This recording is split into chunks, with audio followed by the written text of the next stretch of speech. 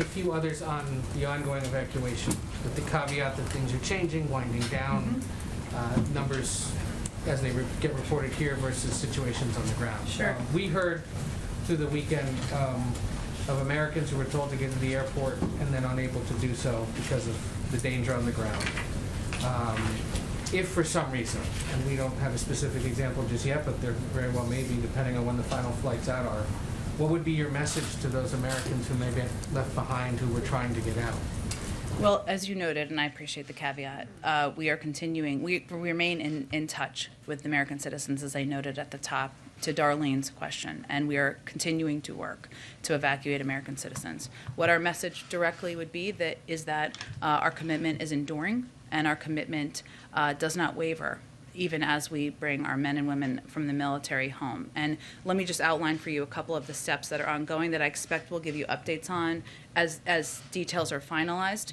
First, on the diplomatic front, the Secretary of State is going to be meeting with a number of his international partners. Just over the weekend, the State Department put out a letter from 100 countries making clear that there must be safe passage for citizens, for Afghans who want to leave after the 31st. On Friday, one of the Taliban leaders delivered public remarks conveying that individuals who wish to leave after the 31st would be able to do so. That does not mean we trust what they say, but there is an enormous amount of international leverage that we will continue to work in a coordinated way with our partners around the world.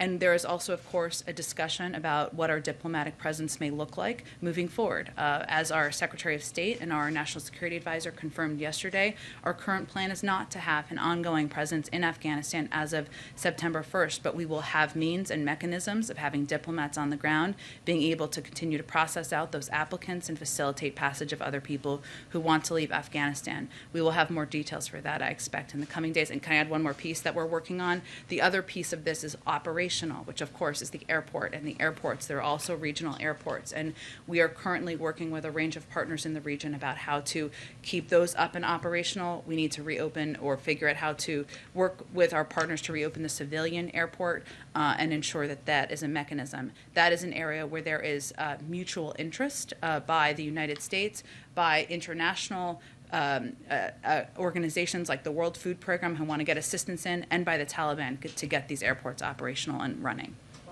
You anticipated part of my next one because this ongoing conversation with the rest of the world about being able to get people out if they want to leave. Is there any sense of how long Afghans who are trying to leave, who don't leave by tomorrow, are going to have to wait for further instruction or sense of whether or not they're going to be able to go? Well, I will tell you that there is ongoing, immediate, urgent conversations happening at a very high level with international partners now, and we hope to have more of an update on that in the coming days. There are different components of this, right? The airport operations, it may take some time to get that going, but we are working through a range of mechanisms so that there can be an ongoing efforts to move people out who are looking to depart Afghanistan. Just one final one on this, because again, based on things we've heard from people there, did the evacuation of non-Americans, SIV recipients or people who were applying and were eligible enough to leave, effectively stop after Thursday's attack? No, we have continued to work to evacuate individuals since that time. I think we've put out a range of numbers since then who make clear that we have continued to evacuate Afghan partners and other applicants. Go ahead. As the U.S., first of all,